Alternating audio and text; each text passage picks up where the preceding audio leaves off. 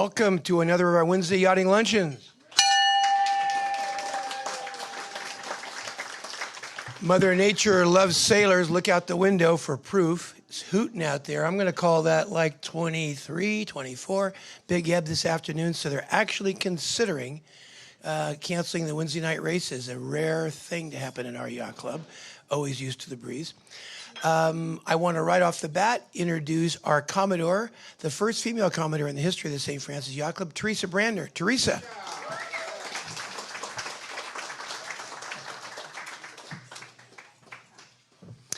Thank you, Ron, and welcome everyone, those of you guests and members here at the club, as well as those who are participating online. We love our online presence, so thank you for your interest and thank you for joining us. We have a great, very interesting speaker today. Janis is here to tell us her incredible story, and I'm very inspired because with my little 5-year-old, I'm thinking about doing a big sail sometime, so I want to hear the stories first so I know what to expect. Anyway, welcome to the Yachting Luncheon, and also we're looking forward to hearing what Janis has to tell us about her story. Thank you. Thank you, Commodore. A little bit about, before we talk about our speaker today, a little bit about future speakers. Next week, when I might not be here, I could be in Chicago, Carlo Ficino will be here. He rode from, anybody want to guess, Norway to? Iceland, exactly. And I asked before, who's done that? How many people have done that? Right. Second speaker coming on to June 13th will be Bob Devlin. Bob Devlin is going to talk about racing sports cars, i.e. Grand Prix cars, on Marina Boulevard. How many have done that? Again. So that's why we get these folks, to introduce us to new thrills. That actually did happen in 1915. He'll talk about it happening again in the 50s. And then on June 20th, we will have our 10th, count them 10th, Celebrity Sailor Roast. Our target on the 20th will be none other than Staff Commodore Jim Casino. So leave your glass jars at the front desk and come on up to laugh all about Jimmy. And if you've had adventures with our auctioneer extraordinaire, he's helped raise, probably more than $1 million for our foundation, St. Francis Foundation, and he's a great friend of many of ours. And then on June 27, we at the Wednesday Yachting Luncheon, we're always looking out the window at the Golden Gate Bridge. Well, we're going to learn all about the Golden Gate Bridge from listening to the architectural engineer in charge of keeping it up, and that would be Jorge Lee. He'll be here to talk to us on the 27th. On the 11th of July, we'll have the Matt Reynolds, who will be sailing and talking all about the Extreme Racing Series. These are hot 32-foot foiling catamarans. On July 18th, Chris Ray and Kim Jones will be here to talk about their safari to Africa. And then we'll be listening to Brandon Southall, who will talk to us about how we're making the bay cleaner. It is getting cleaner. That's why we have whales. It's one of the reasons why we have whales and porpoises in the bay. And Christine Perkis will talk all about living your life on a sailboat. She's made a business of making a whole video blog that keeps her afloat in more ways than one. So the word for today's talk would be family. In fact, our speaker today is going to talk to us about a 10-year cruise with her family, and it wouldn't be appropriate if I didn't, right off the bat, introduce a few members of your watch captain's family. Please welcome my dear wife, Barbara Young, our daughter, Veronica Young, Christina Young, and a sailing buddy out of this club since 1962, my dear buddy, Bob Hogan. Bob Hogan, thank you. And dear friends, Mo and Don and Mo Weineke are here, so that's fun to see them as well. Let's see, our speaker didn't start sailing as a baby, but by the time she was 14, she was on a dinghy, which is a great way to start sailing. And it was her father's friend's boat in Newport Beach. And she then, a couple years later, got on a 35-foot sloop. And as soon as they got on the sloop, they cruised from the Bay of Biscayne down to San Sebastian in Spain and had this idea, well, let's get a boat and let's take our family traveling on a boat. Now, she wasn't pregnant at the time they came up with this idea. And so right off the bat, they were productive and generated a baby while Michelle started taking navigating courses.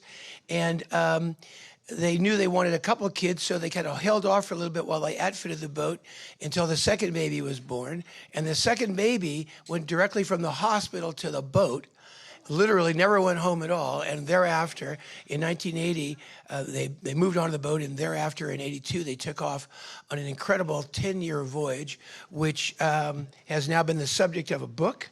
And we welcome our speaker today to tell us all about it. Please welcome Janis Couvereux. Janis, come on up.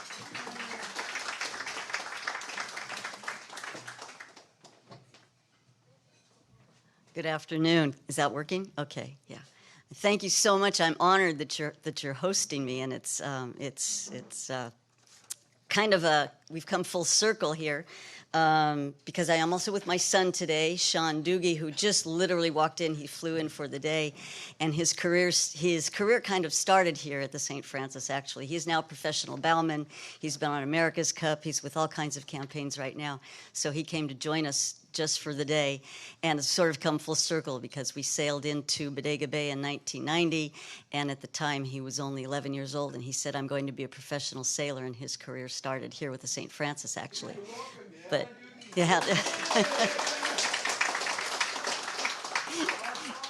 So he's humoring Mom and came down for the day.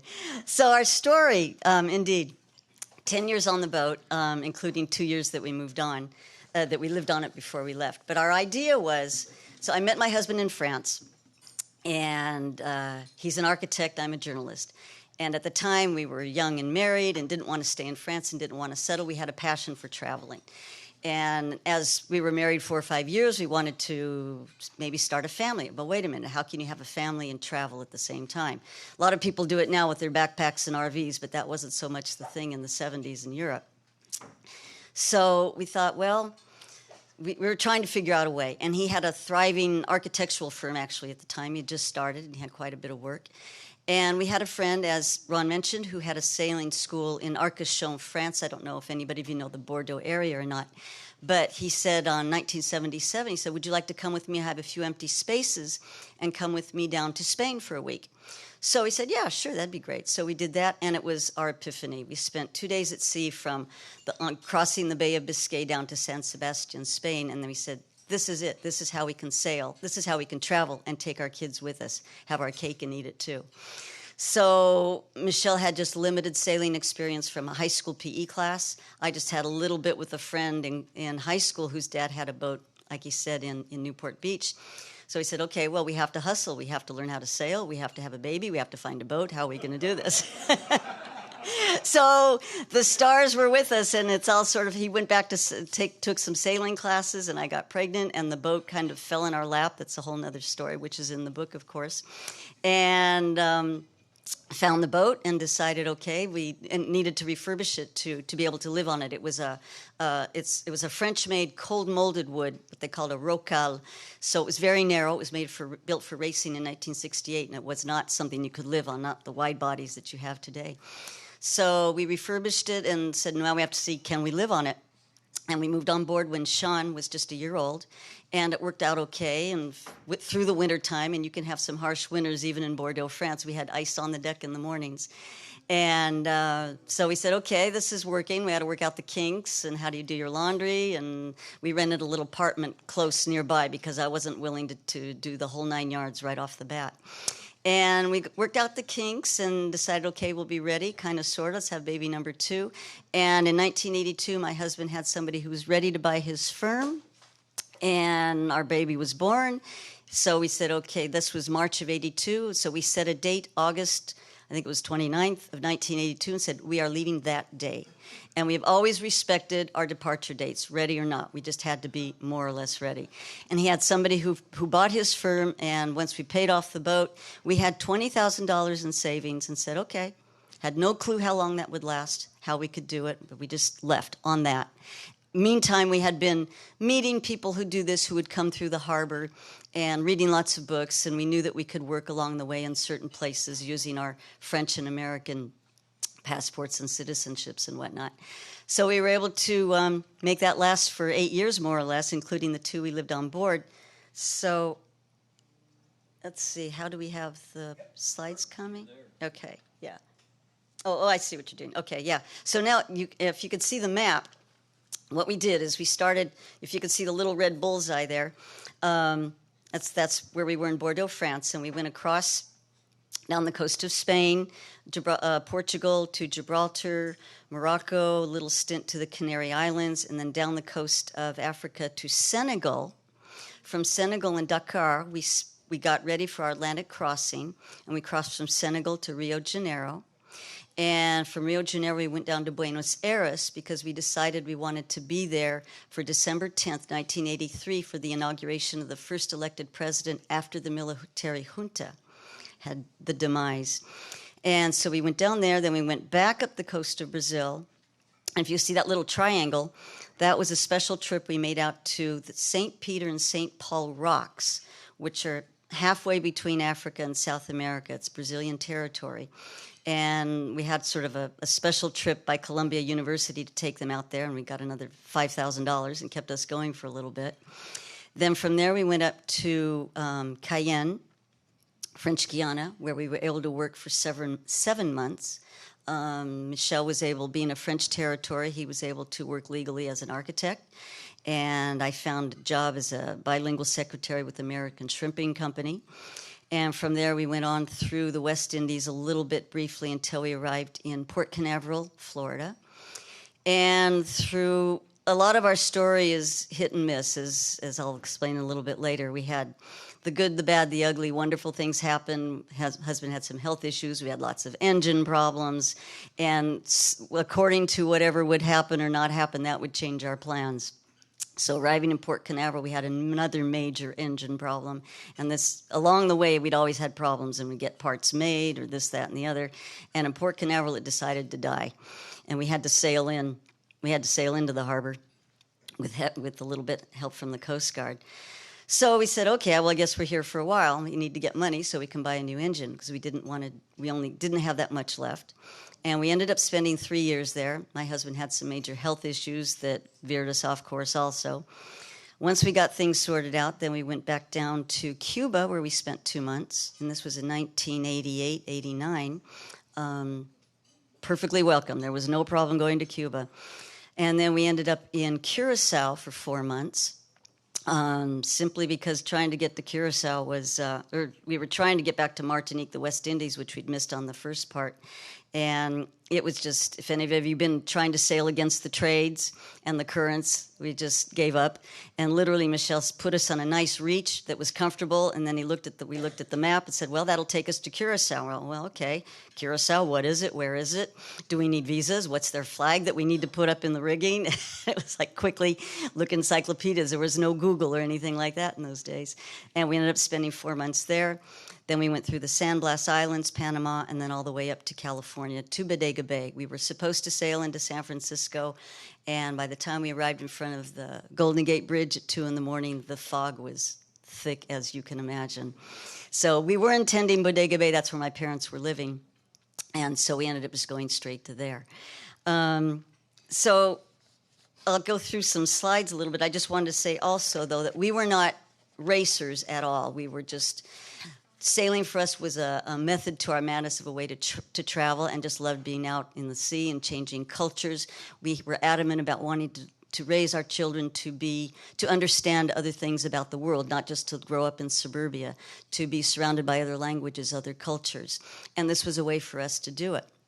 But then when we arrived here, my son said, well, that's all well and good, but I don't want to cruise like old people. I want to race. And he got into that quite quickly. Let's see, I think I can... So this is when we were living on the boat, the first 2 years, and this is the Sean Doogie who's here today when he was just barely a year old. That's Christmas in the wintertime. There he is when he's not even a year old there. This is when the pallet of goods that came from the store from sort of the local Costco at the time. We had to fit all that into 42 feet, by the way, which was not easy. This is the day we left. The kids are down below. This is hadn't left yet. This is you have the older one is Sean. The younger one is Brendan, his little brother. He's just a few months there, as you can see. This is when they're a little bit older, and the little guy already had a sense for the boat of how to steer it. That's many years ago. This is where we were docked in France, in the harbor at the Gironde River. Just a scene at sea. There's another picture. This is the bathtub that we used to have. Is that Sean? Sean is the one that's standing. The one in the tub is Brendan, the younger one, just a few months old. So Sean is probably about 3 there. This is a way we worked. We had netting all along the sides. People say, well, didn't your kids wear life jackets? Didn't you have this harnessed in?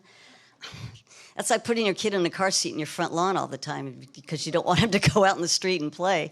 It's hard, I agree, but we just couldn't do that. It was like keeping them in a straitjacket. So we did as much as we possibly could, had netting all around, and then around the mast we sort of configured a little playpen area. And when we were at sea, they would not be out on the deck unless it was really, really calm, which we did have some times when we were crossing the Atlantic, which was the best we ever had. This was in Dakar, actually. And we had one of the early backpacks for little kids like that. When we first bought it, and we would be walking around with it in Gibraltar and places, people stared at us like, what the heck is that? Just another life scene inside the boat. This is where he was just a few years old. Life at sea. Again.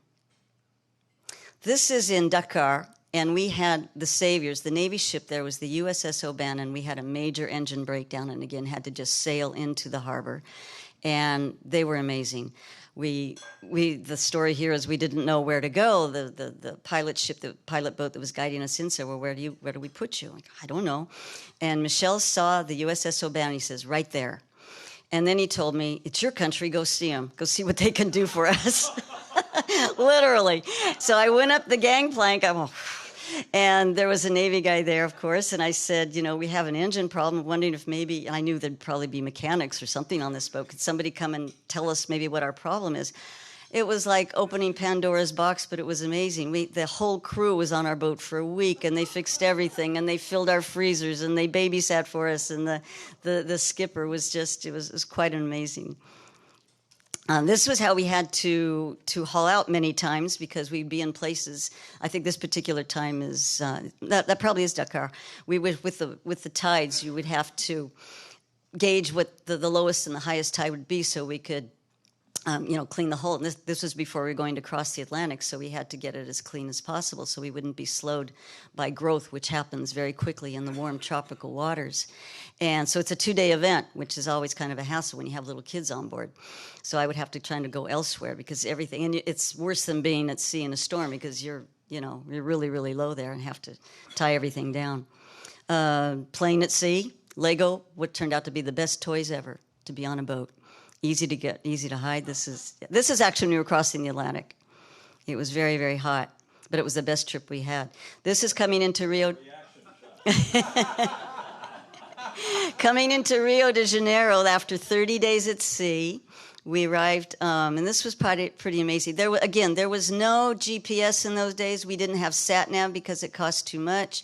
There was no email. There was none of that stuff. And the only way we got around and made it was with the sextant. And Michel was, now we have lots of arguments about other things, but I will always laud him for this. He said, at about 11 o'clock that night, he says, by midnight we should probably see some lights. And at 1 o'clock in the morning we did, and I saw this huge white light on the mountain. I couldn't figure out what it was, and it turned out to be the Christ figure. And so that morning, there we are. It's after 30 days, and he had said to the minute when we would arrive. And that's anchored in the Bay of Rio, just plain at sea. Just signs of kids being kids, of what they... This is in and around Rio, different islands we visited. Some more islands. We were all younger then, of course. It's the same picture that the publisher decides to use for the book cover. This is in Buenos Aires, December 10th, I believe it was, 1983. It was quite moving to be there with all the mothers of the disappeared that we'd seen, for years and years on the news, and they were still there, of course, hoping that the disappeared would be found. But it was quite a day. It was definitely worth the trip of just going there for that. This is St. Peter and St. Paul Rocks. Quite an adventure to get there. It's literally, that's all there is. And we could not anchor inside, it was too deep. So the only way you can barely see it. We had two lines going from the bow off to the port and off to the starboard onto the rocks. And that was the only way we could stay. The reason we went there, we were in the harbor of Fortaleza in Brazil. And Columbia University, there was a gentleman who'd come from the Lamont Doherty Geological Laboratory at Columbia University, had come to this harbor because they had a weather station there and they needed to get out there. And usually they took an oceanographic boat to get out there, which was not available at this particular time. So theoretically, they had chartered with some local fishermen to get out there. But when the gentleman, who was Argentinian, Miguel, who had come and met with these fishermen and saw the deplorable conditions that they had to navigate with, and they didn't even know where these places were, how to get out there, he was just appalled and said, okay, the deal's off. And literally saw us anchored there in the harbor with our American flag and figured, well, if they got here, maybe they can get me there. So he approached us and said, and again, our funds were beginning to dwindle, and he says, we have a $5,000 contract if you can get me out there. So we did, but it was not easy because it took us about 10 days to go the 600 miles against the current and the trades. And then once we were there, there was quite a bit of a swell, and it was not easy. And we eventually, I think it only took us 4 or 5 days to get back to Fortaleza. But it was it's very isolated. There's a bird population. They'd never seen humans, so they were not afraid of us. They were not afraid of the kids. They would attack us. So we eventually sort of were able to keep a boundary. There was just sort of this tidal pools that are on sort of a plateau. It was quite interesting. It's like being on the moon, actually. This was an interesting picture where the two kids sort of established their frontier with the birds. It's like, oh, you stay there and we won't go after you. So that this was leaving the rocks, and you could see how tiny they are. And again, getting there was quite... Michel, that morning of, he says, we're there. My sextant readings are saying we're there. And he took sights several times in the morning. He says, we're here, but nobody saw anything. And the only way is he climbed up to the top of the mast, and we saw these tippy things just barely over the horizon.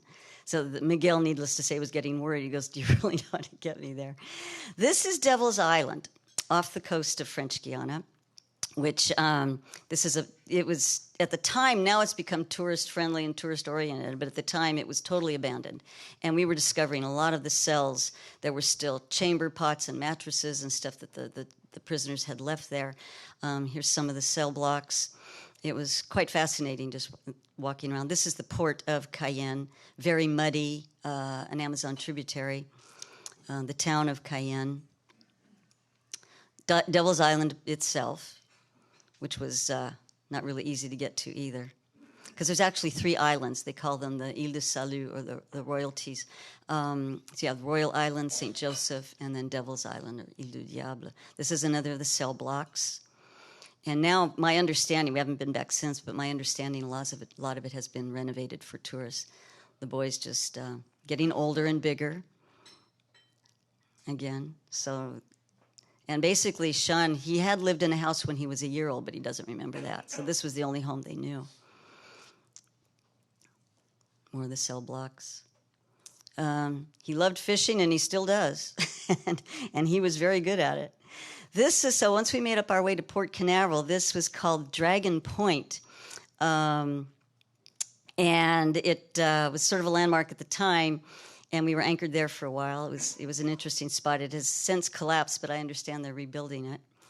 This was a shack that was there. It's in a very exclusive place on Merritt Island, if anybody knows that area at all, in the intracoastal waterway. And in between these wonderful, beautiful homes was this abandoned old shack.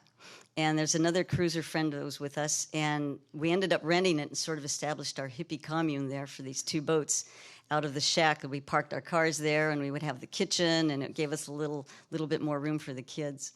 These are the other kids of the other cruisers. Again, just in the waterway. And the kids are getting older. Again, that's still Florida. And that was our mode of transport, of course, just dinghy. We would buy, when we got to Florida, actually, we would buy like an old car. And Michelle, this is something else that, Sean, training early on sailing. Getting a job, him as an architect, even French, was quite easy. He found a job in Florida, where we were there at Port Canaveral, at NASA, quite easily. They seemed to be intrigued. There was quite a few foreigners, actually, and the fact that maybe his French expertise in architecture could bring something else. So that was, he would literally, I called him Superman. He would go in the phone booth, because of those days we didn't have cell phones, and he would rip out the yellow pages to find out who the architects were in the area, made a few phone calls, went for an interview, kind of, sort of. And we didn't have a suit, he didn't have anything. He had literally his beat-up pants and flip-flops, and he'd get a job. So, yeah, it was, and we'd get a few $1,000 more and keep on going. So this is all still Florida. And there's that's, again, that's Sean. That's not an opti. It was just our dinghy that we put a sail on. And we saw many of these when we were in Florida, the space shuttle launches. This is Cuba. And they had something what they called Casa de Pescas, which were sort of these docks that are out in the middle, a little bit distance from the coast, and for their lobster fishermen. And they would come in and set up there, and that's where they would unload their fish. And a local told us, you can go there and you'll be welcomed, and we were. It was wonderful. And they would come and unload their lobsters, and we would go to different ones throughout the coast, and actually got sick of eating lobster. We even gave it to the cat that we had at the time, and the kids were helping. So this is another one. Pleasure reading. And you can see it says, Bienvenidos a Cuba Socialista. I think that was Cienfuegos. We were coming to that harbor. This was a place called, I can't remember the name of it, maybe my hook. Anyway, it's a place that we were at for a while that we were able to go camping. We moored the boat there, and we asked if we'd like to go camping in the hills. And they said, sure. They had a guide who took us to a spot, and we were free to roam. It was quite interesting. Some of the villages, kids from the village there. And it was funny because the kids had a great experience in Cuba with baseball. They would make friends with little boys and little kids in lots of the villages playing baseball. Our kids didn't. They had come from Florida where they learned it. They didn't know it much before then. And they had a bright, new, shiny, fluorescent bat, and that was intriguing to the little boys. So eventually we would take them on shore, and they would spend hours in the afternoon playing baseball with the local villagers. And our kids didn't speak Spanish much, and the Spanish kids didn't speak English or French, of course. And I said, well, how do you communicate? How do you know when you're out? And the little one, Brandner, said, well, they go like this. So yeah, that was our camping, more Cuba.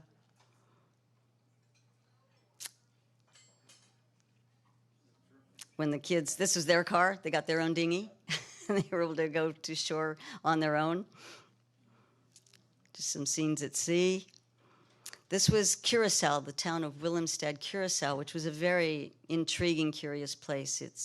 At the time, it was still belonged to Holland, the Dutch West Indies. I believe it's independent now. But the people there are amazing. They spoke fluent English, Spanish, Dutch, of course. That's what they learned in school. And then their own papiamento, their own little dialect.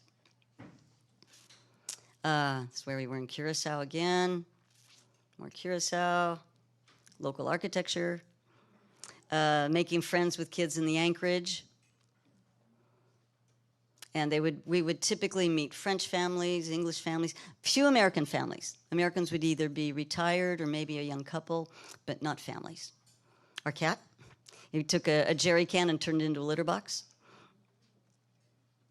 The boys are getting older. This was, it's hard to see maybe, but the drawers that we rigged up that Michelle made in their cabin for all their Lego. So when we get out into the harbor and anchored, then they would create their They're confections, they're masterpieces with Lego, but it would always break down into little parts. We banned any other kind of toy because they would get rusty and there was no room, and this was the greatest thing. This is San Blas Islands, just before Panama. This is a wonderful place, the Kuna Indians and the Kuna women, who are known for their molas. So they love to barter for that. I think I have some folks. There's some more families that we met. Yeah, so here's the Kuna Indians coming alongside. They want to sell their molas, and they loved baby clothes. They needed baby clothes, and by then I had quite a few. My little one was getting bigger, so we traded for that. That was nice. Panama Canal. So this is 1990. Then there's a little story here, too. There's lots of stories in the book of bad storms, and this is my husband had major health issue here. Turned out he had septicemia, but he had to be. We sailed into Panama. I took him to the American military base, and they medevaced him back to France. And I had to get through the canal because it was literally 3 weeks before the invasion, and I knew it was bad. So I was able to hire a captain to get us through because I didn't trust myself. I didn't have that much confidence to do that, and he sailed us up to Costa Rica where we were able to be safe. And literally the invasion happened just days after along the dock in Colón where we were, and boats were shot up and people were held hostages on their boats, so I was just really glad we were not there. This is the fisherman. Oh, this is a story, too, about fishing as he learned to fish with a spoon because the actual spoons that we had kept getting eaten up by sharks, and he just had his dad take a regular spoon and make holes in either end of it, and he caught tons of fish with it. It was great. We're getting up to home. This is Acapulco, which you probably don't want to go there now, but this is Bodega Bay. Once we sailed in, we had to haul out the boat, and that's about it.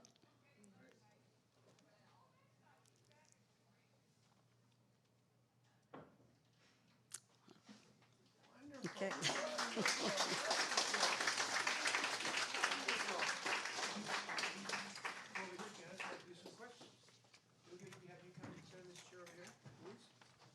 Great.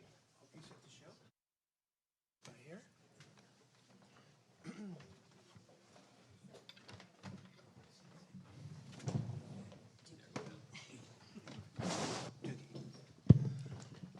Welcome to our Wednesday yachting luncheon at the St. Francis Yacht Club. It's a beautiful windy day outside, and we're here to talk about sailing as a family. Our guests today are Janis Couvereux and her son Doogie, who, as you'll hear, became a professional sailor as he grew up. So first question we got to ask right off the bat, navigation. Back in those days, we just had celestial, so who besides your husband Michelle could navigate? Janis? Just him. And I really should have learned, and I have this phobia against numbers and mathematics, and I was wrong because if something would have happened to him at sea, which almost did once, he got knocked out by the boom, and if he'd fallen overboard, I wouldn't have known. So yeah, it's one of the many stories. So no, and I was totally wrong, but he was the only one. Doogie, what about you? When did you learn celestial? None. Really? No, when I got off the boat, I was 11, so I hadn't really gotten to that point. He taught us, basic dead reckoning. Just find 2 points and figure out you were there, and then, I remember him, explaining to us the part of the whole navigation using the sextant was first you had to estimate your position, and then with the calculations you would get a better exact location. So we learned a little bit of how to navigate using currents and line of sight and so on, but that's about it. So, Janis, you were a journalist, your husband an architect. Were you writing during the trip? And when did you start the book and when did you finish the book? So, no, writing per se was difficult with 2 little babies and 42 feet of space. So when we were in Florida, I was able to do some freelancing work. And I also found a job as a professor of ESL at the local university. So it was sort of hit and miss and off and on. I kept journals. I did not start the book until about 4 or 5 years ago, actually. No, when my granddaughter was born, that was the impetus. I said, okay, the kids need to know this story. So it's been about 8, 9 years. But I always kept journals. And I was able to write the book from that, actually. Doogie, so we remember you as a kid here in the late 90s. What was your path to professionalism? When was the first time you got paid to sail?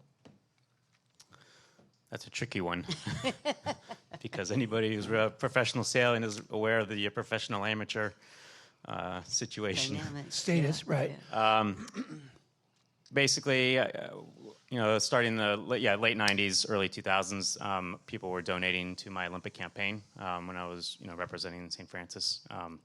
St. Francis was helping, as long as various individuals. One of the biggest of them back then was a gentleman called Dale Williams, and then also Philippe Kahn, who were my biggest contributors. And then as that kind of got wrapped up and started moving on, probably 2003, 2004, kind of went full professional. What was your first gig as a full professional? I believe it was Pegasus. Working in the training program with Philippe and his boy? Before that, I was brought in by a guy called Morgan Larson. I'm sure you're all familiar with, to sail the Mum 30 Worlds in Miami. So we had back then Pegasus was quite a big sailing program. We had quite a big training set up in Santa Cruz. So we trained there and went and did the Worlds, and then that evolved into what was supposed to be the Admiral's Cup, and then that all fell apart, but on the FAR 40s, but sailed with them on FAR 40s, Mildes 24s, and then the 70 and the 77 that he had built for the Transpac and Pacific Cups. Always as a bow guy? Yep. Oh, yeah, always as a bow guy. Obviously when we went offshore, you got a chance to helm and move around, do a few different things, but anytime we were inshore or sailing around here, I was always a bowman. Go ahead, Jen. I just wanted to bring up that he did not come up through junior programs like most people do. He just literally, he was 12 years old and he said, I want to race. And we were on land, and he found a fireball, and he and his brother raced a fireball for a while. And because of that, we have two members who were instrumental in getting him on the bay and crewing with other boats. We have Evelyn Schaefer, who was here, and Jean-Bernard Doulaire. And those are the two that really got him going and got him introduced to the St. Francis Yacht Club. And Sean did his apprenticeships at North Sails, at Pineapple Sails, at West Marine. He would have to get up at 3 a.m. and unload the truck at West Marine. And I was nervous as hell. He was driving his car, But it's sort of interesting how these two people are here today who really got him going on that. So you mentioned that life jackets when you were at sea. Let me hear from Doogie. What about life jackets? What did you feel about them? When did you put them on? What did you and your brother think when you're running around the boat behind the net versus the life jackets? We didn't realize it. That's how we grew up, was without life jackets. We know how to swim and how to deal with that kind of issue. So I never recall having to wear a life jacket or a harness for that matter. And to a certain degree, obviously, I would say in the last couple of years that issue has become, more and more of a debate. I race offshore a lot, and obviously I haven't done the Volvo, but the Volvo's had their fair share of issues with that. But it's not a no-brainer to me. I go out in the bow sometimes, and you're out in the sprit, and you're in situations where you're like, I'd rather fall off the boat than be attached and suffer the consequences. So it's not, to each his own. And everybody, I have 2 kids, and we told them that you have to learn how to swim. And we go sailing, they wear a life jacket, but when we walk down the dock, and if it's, no, they don't have to wear a life jacket.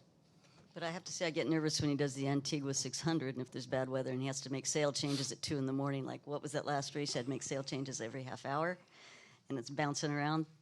That makes me nervous. 98 sail changes in 56 hours. That's great. Every half hour, holy cow. Yeah, no sleep. So, Janis, do you remember when you said to yourself, Doogie can swim? Where were you when that happened? When he can swim? Yeah. Literally, it was the pool at the Rio Yacht Club, as a matter of fact. And by then, he was almost 4 years old. We knew he could do it, but he was not doing it. And my husband literally just said, you can do this, and threw him in the pool, and he swam to the other side. We could not have done that with son number 2, but this one we could. So, yeah, he was almost 4 when he could really swim. But And Doogie, what about you remember when your brother learned to swim, your little brother?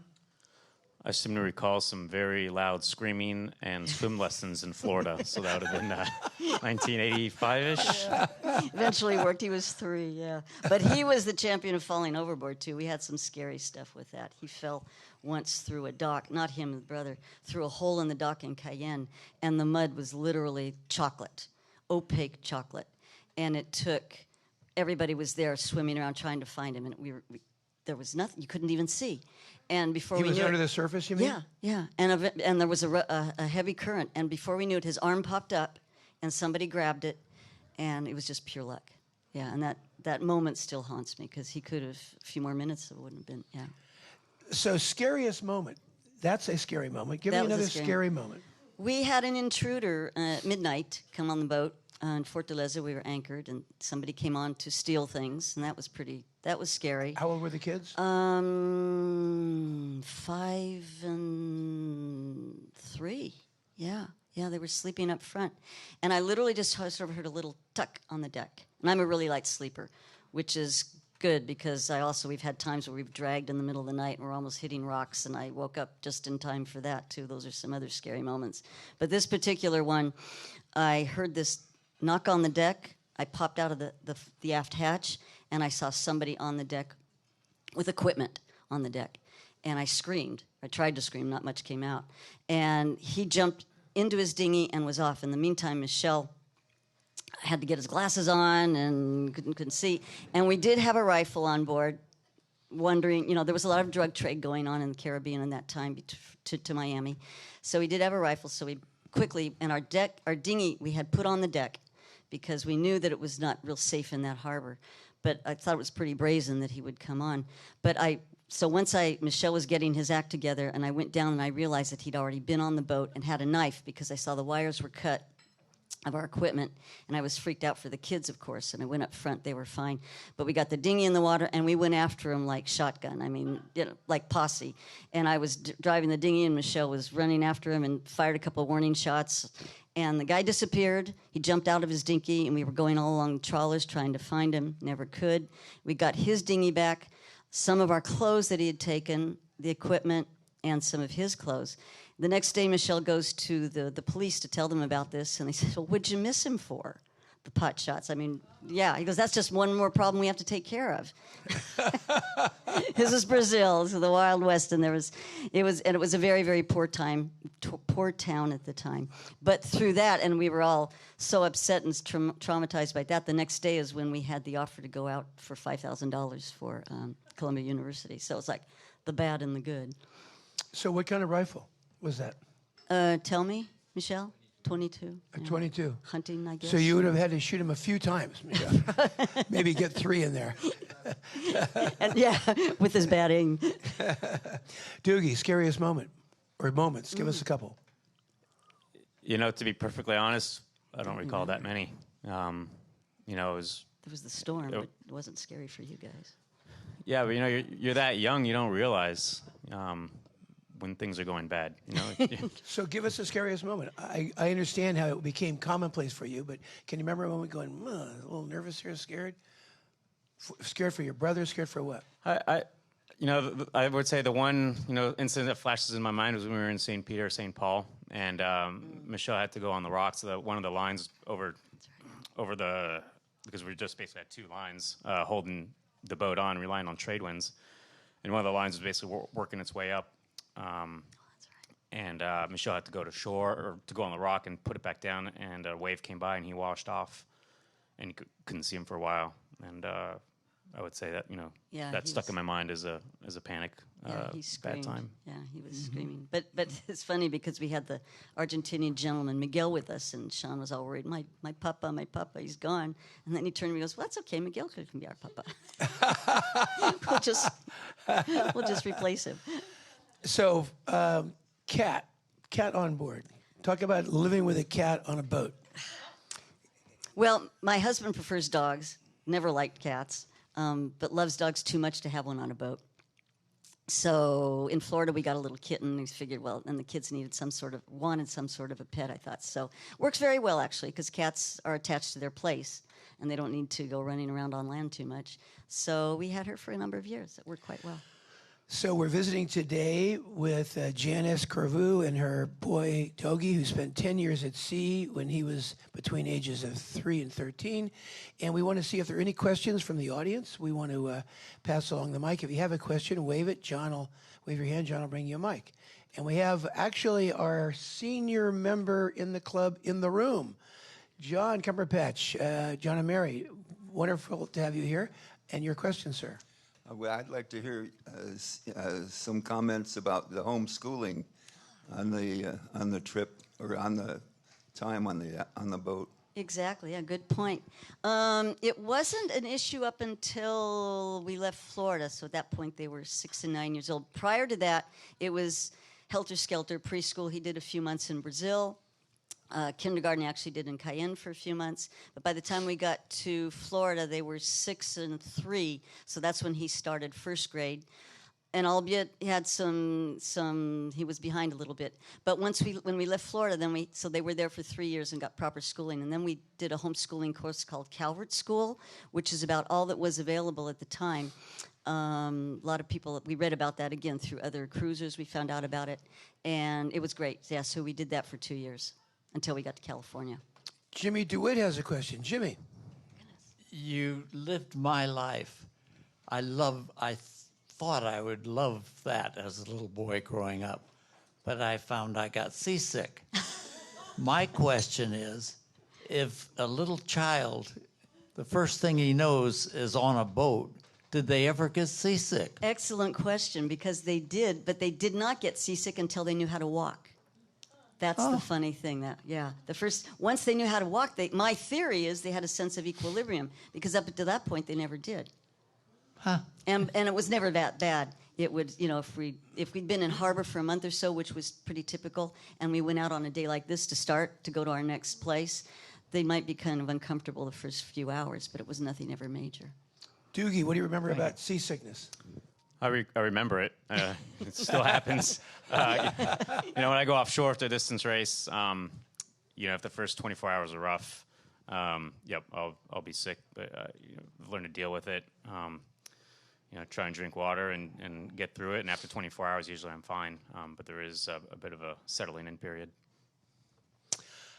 Funny moment, Doogie. Tell me about some funny moments when cruising. What comes to mind? Janis, funny moment.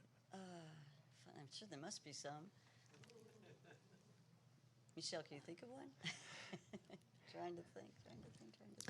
So was your entertainment just the living on the boat? Did you read? What was going on in terms of external input of any kind? Oh, sure. I mean, reading was, especially during watches. Well, that's the other thing. Often people ask me, so would you just stop the boat at night? When you're crossing the Atlantic, no, we have to do watches. Oh. So that's when I would read, of course, but still having to look at the horizon every 10 minutes or 15 minutes. The theory being that it takes 10 minutes for, the blue and the red and green to come right at you over the horizon. But yeah, reading, it was survival too. We had no electricity. I mean, we had just, 12 volts, but we didn't have washing machines. We didn't have, you had to make, we would be for months, maybe we'd be in an isolated anchorage on an island, so we had to make our own bread, we had to make our own yogurt, we had to do lots of things. Eggs, that's some people, it would take us before crossing the Atlantic in Dakar, it took us a good month or so to provision and get ready to go. And the story I always tell is we had 200 eggs that we took with us, because if we can't fish and we don't have anything else left to eat, we'll always have these eggs. So the theory being, there are many theories going on around there how you should pickle them first or to keep them so that they don't go bad. But we got fresh eggs from the market, never been refrigerated. You don't want them to have been refrigerated. So we got them fresh. We got 200 eggs. We coated every single egg with Vaseline, the theory being that since the shells are porous and you don't want the air to get to the yolk. And then once a week, we turned them all over. Also the theory being that it takes a week for the yolk to travel from top to bottom and you don't want it touching the shell too much. So just living, doing your laundry, repairing things, sewing things, breaking things, always break. It just, yeah. So how long will eggs last doing that? I'm thinking about Well, it. we had our cross for 1 month, and then we had a lot left over when we got to Rio, so they lasted a good 2 months, some of them. 2 months. Yeah, Barbara, yeah, think yeah. about that, Yeah. Tara. Yeah. And I would make quiches. I really got really good at cooking at sea, you know, with the swell and whatnot. And so putting a liquid quiche into the oven, piece of cake. So when did you start the book? I started the book when my first grandchild, his daughter, was born, 2009. Is that when she was born? Yeah. And I started it. It was too daunting. And Michelle had told me a long time ago, you missed the boat. It's too late. You should have written it a long time ago. No, it had to age. I wasn't ready yet because I didn't know how it was going to turn out. I didn't know what the product of that life would be. So the grandkids were being born, and his brother also. So now we have 4 total. And it took me a few years, 3 or 4 years, to write what I first did, vignettes that I first posted on my website. I did not do it in order. I couldn't say, okay, day 1, here's what happened. That was too daunting.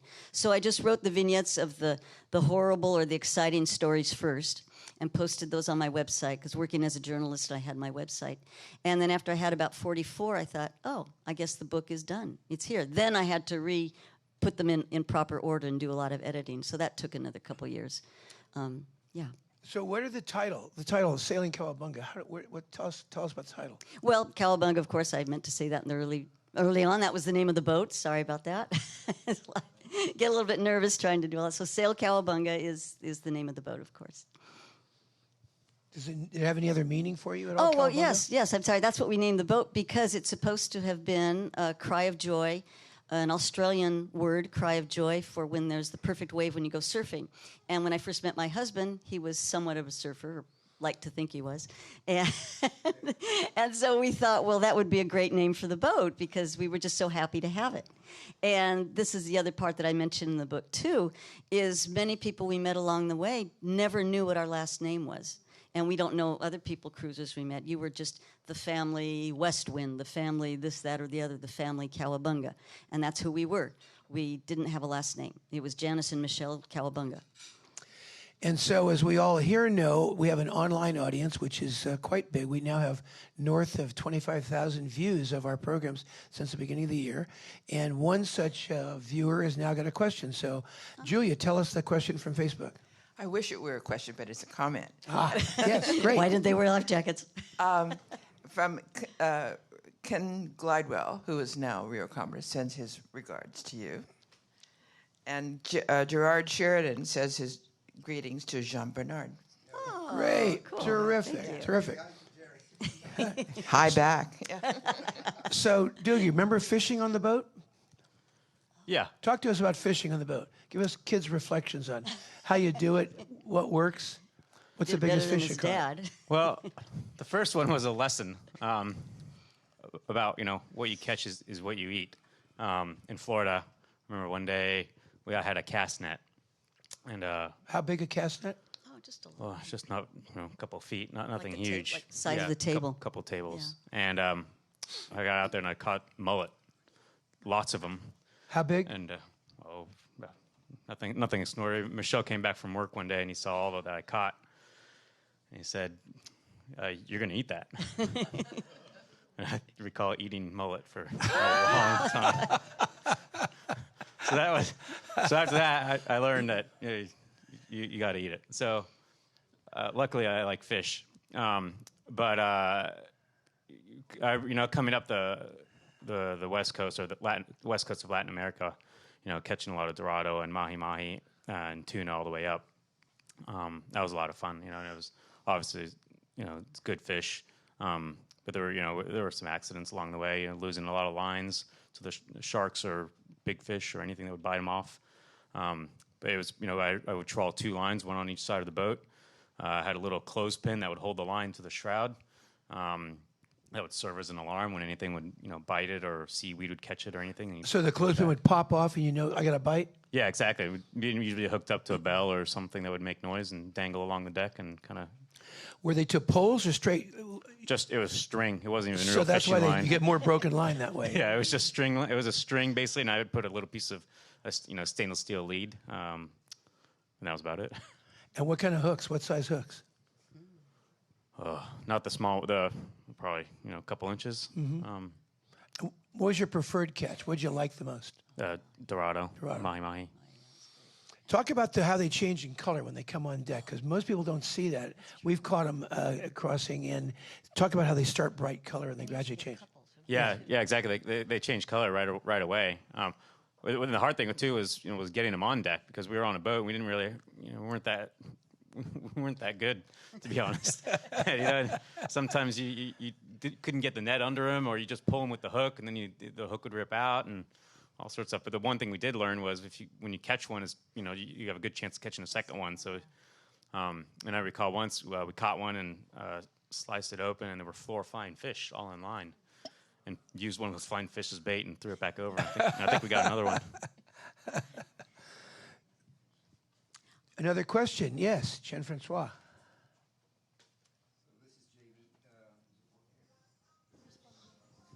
Can you hear it? Okay. Yeah, it's a question for Doogie, because I met Doogie 25 years ago. I think he was a West Marine in Sausalito.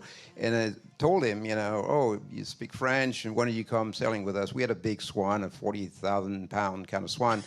And he came as a crew, if you want. And then all of a sudden, the kid is 16. He's a natural driver. I mean, you were guys fresh off the boat, maybe for 3 or 4 years. So it was obvious, like you had the skill to be a great driver, even though you probably didn't have a lot of experience in dinghies. And now today, you kind of probably one of the top 2 or 3 bowmen in the world. You could have been like a really, really great driver. What made you select or choose to be a bowman as opposed to be a great driver on a big boat? That's a fair question. It's a good one, actually, and it's one that I ask myself a lot. Like, What am I doing? How did I screw this one up? To become a driver, at the end of the day, you kind of have to go up to the junior program and get racing experience and get results. And if you could be a great driver, but if you're not finishing, if you're not winning regattas as a driver, you're not gonna get hired. And in my attempt into that was sailing the 49er, and it it's a rough lesson. Sailing a 49er is probably one of the hardest things to learn. And I remember sailing out here on a day like today, and man, was it tough. And we'd do the walk of shame. We'd go up here and couldn't bear away, and we have to pull out at the Chrissy Field, come back and get the dolly because we couldn't go downwind. But we did it a lot, and eventually, became, comfortable sailing the boat and breeze, But we didn't win. We didn't win the trials. We didn't go to the Olympics. And there's not many spots in the professional sailing world for professional helmsmen. At the same time, I was doing bow, and I did enjoy it and got better and better at it. And when you're good at something, and and all of a sudden, you're good, and you're in the top 100, and then you're in the top 50, and then eventually you work your way up. It's pretty neat to be good at a job. And I still enjoy the bow. It's a high pressure job. Before a race, there's, but boats are different now than when I sailed. I went down and sailed far 40s a couple weeks ago with a spinnaker pole. And yeah, exactly. Remember those? And you know what? There's not a lot of us that know how to use them anymore. And it's hard to find a young bow guy that knows how to do that. So I'm like, oh yeah, finally. But the role of a bowman has changed too over the years. To the point where it used to be setting up with spinnaker pole and so on, to now where there's a huge effort and emphasis put on the start. The computer technology has come a long ways to how to get a boat on the start line as fast as possible. And yet, as good as these computers are, when we're keelboat sailing, we're sailing the TP52s in Europe, and there's 11 boats or 12 boats, and you got to be on the line within 1 to 2 seconds, and anything besides 2 seconds off the line, you're wrong. You're too far back, and and the computers, still struggle with that. They can't see the wind coming. They can't see the waves coming, and that that's hard to do well. And I enjoy that as much stress as it adds. It's curious to know what my heart rate is during a pre-start, but it's, so it's the job has changed a little bit, to become, you get the boat ready before the race. You have to have a good start. And one thing I do enjoy about the bow is I enjoy working on systems. I enjoy improving things. I enjoy developing the role. I've, invent, whether you invent parts or add systems to the boat or try and make the system better or make the job better and more efficient. As a helmsman, you don't do that, and you don't really have a full understanding of how all the systems work. And I do enjoy, some things go wrong on race boats all the time. Last year, we're going upwind. It's blowing 25 knots, and we're on TP52, and I have Ed Bayard's calling tactics, and we snap a system to hold the jib lead down below. So immediately tack onto port tack. And Ed yells at me as I go down, he's like, you have a minute, 10 seconds before we're on the starboard tack ley line to get it fixed. Okay, Ed, thanks. And Not a minute 11? You get down there and I hear 2, 1 tacking, and as we tacked, I had the last knot tied and we made it. And that's kind of fun. It's and I always view my job as and people have accused me of being pessimistic about this before, but the bowman's job is to not lose the race. And part of that is thinking about what's going to go wrong on the boat. What might break and what's going to cost us the race. And when we're doing a race, I'm thinking about this all the time. Scenario A, B, C, D, E, F. What do we do when something goes wrong, and how do you jury rig something to either make it to the finish line, or make it to the finish line and with as best performance as you can. And that's that I enjoy that side of things for sure. Just to interject here, he mentioned having developed parts, and correct me if I'm wrong, but I think those of you who race know what a pre-feeder is. Sure. Right. That's his. He invented it. Under a jib, you're saying? Yeah. Yeah, Pre-feeder on a tether? Just a pre-feeder to left to hoist the jib into the head foil. And I had an idea for a while, and with a friend, we built up some prototypes, and eventually built 2 different versions, of which now